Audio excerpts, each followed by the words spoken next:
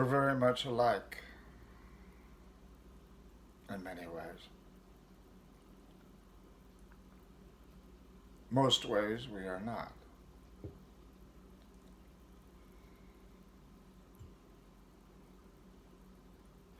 You were very right in your assessment.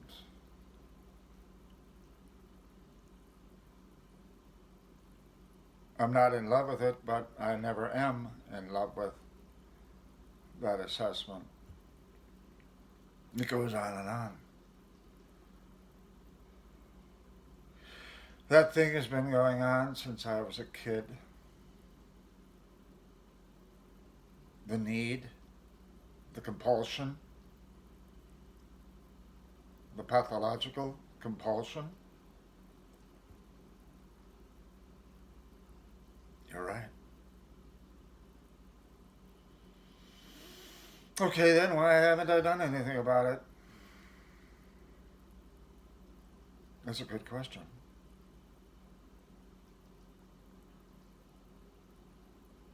It's not that I haven't tried. How's that for a double negative?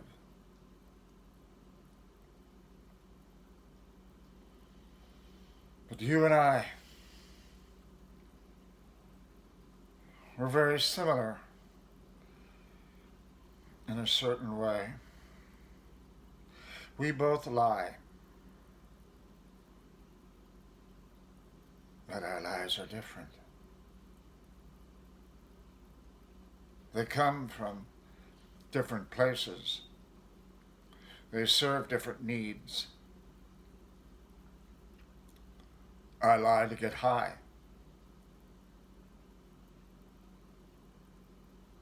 There's a terrific rush,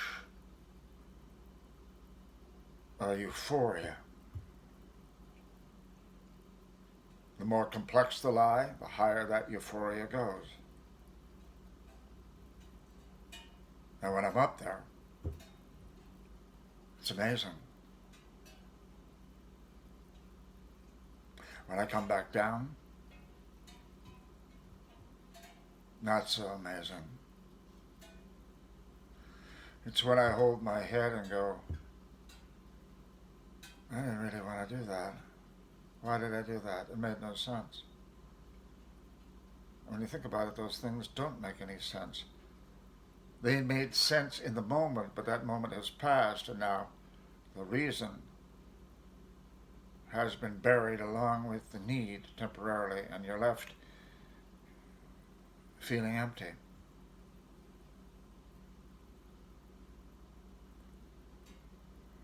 You lie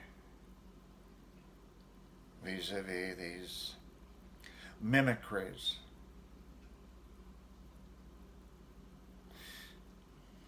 When we first started reuniting, you told me about how your mother was Harry to your Dexter.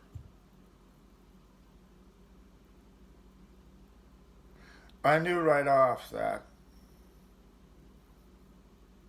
that was a construction, a fabrication.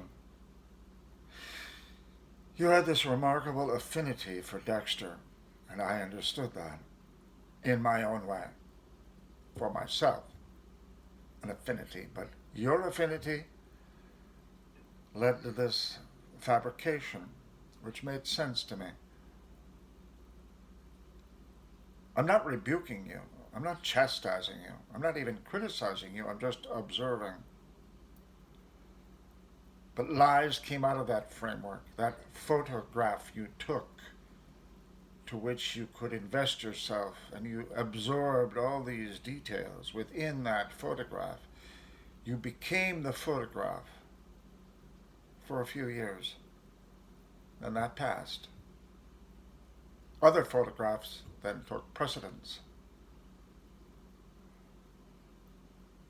And the lies from me, they continued. I didn't want them to continue, but they continued. Over and over and over and over again. Interspersed with a lot of truth. That is factual. but which was true and which was false, which was a lie.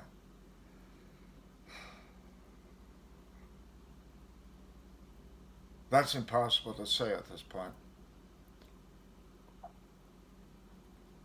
But I understand to some extent your lies. That's all right. But don't ever forget that we both lie. We both have needs that require the lies. I don't like that for myself. I don't know how to get out of that cycle. Maybe someday I will.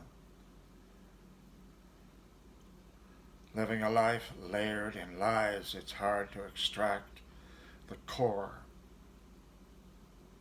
That is who you really are. I'm not going to say it's impossible, just damn difficult.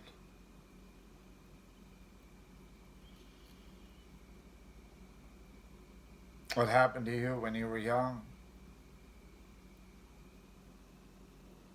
I don't know. Something happened. But life goes on. And we're both now in our 60s. Certainly closer to the end than to the beginning. I'm not despairing. Not in the least. But there are some things that disappoint me. Doesn't everyone have something to be disappointed in? If anybody ever comes around and says, I'm not disappointed in anything that happened in my life,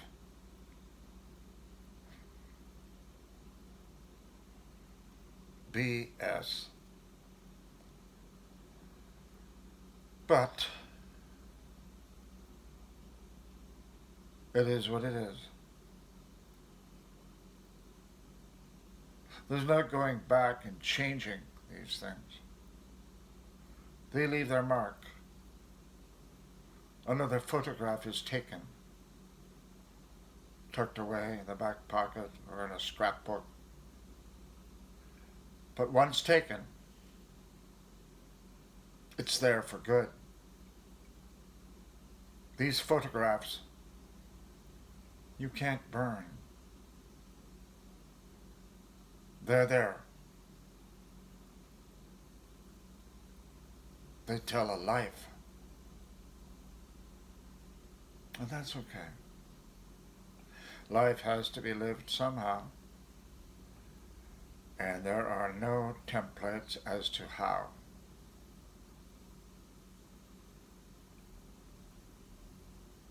Again, there's no rebuke.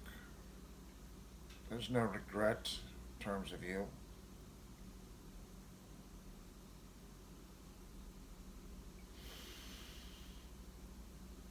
I think it's good to remember the pleasant things. And there were.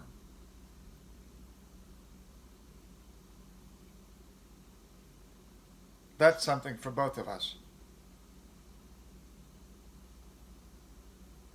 Something we both can have.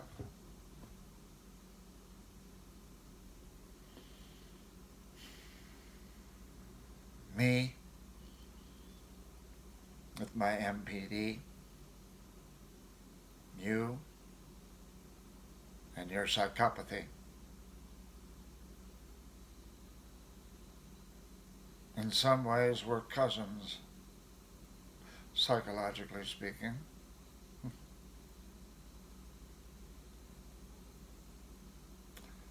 Good night.